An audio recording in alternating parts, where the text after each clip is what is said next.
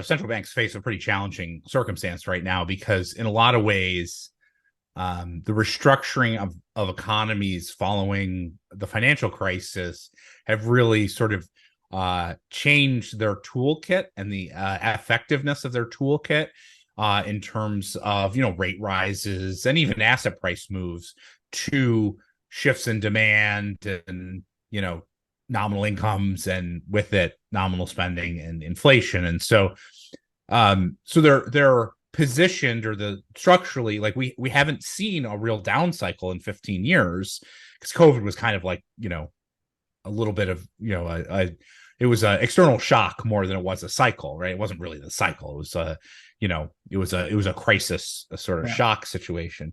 And so given it's been 15 years and given the entire economy has basically been restructured since COVID, or since the GFC, that uncertainty means that they don't really necessarily know exactly what they need to do to achieve their goals, right?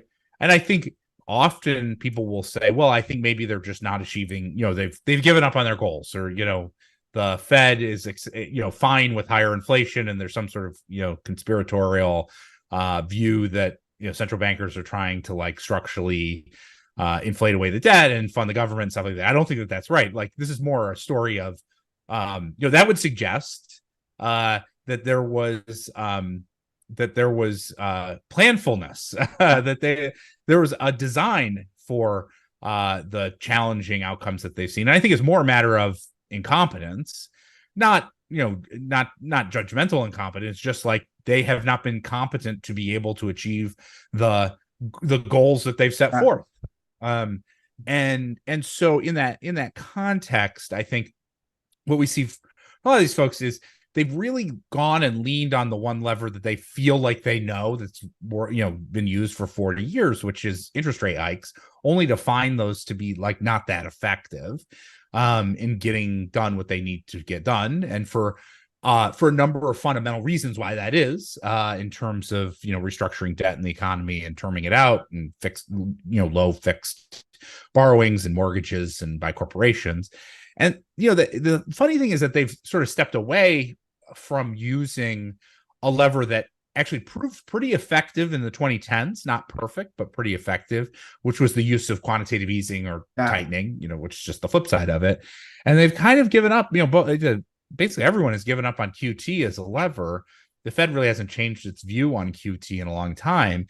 And that's surprising to me, because when I think about, the U.S. economy is too hot, right? Inflation is too high relative to mandate. That's the basic issue. We could quibble about the nuances of that.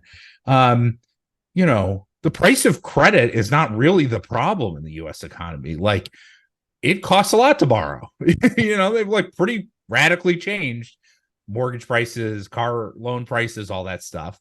The problem is that people aren't borrowing at those elevated rates, right? Because they don't have to borrow at those elevated rates because their asset prices are so elevated that they can basically sell assets to buy the things that they want, essentially pay all cash for houses, or all cash for cars, because asset prices are elevated. And quantitative tightening is the most effective lever to influence asset prices, right? Because all quantitative tightening is selling assets. And so the central bank sells assets, that should hurt asset prices, and it should help deal with this problem, which is really not a price of credit problem that's been repriced, but a price of assets problem that continues to keep the economy going at a level and rate that is too hot relative to the mandate.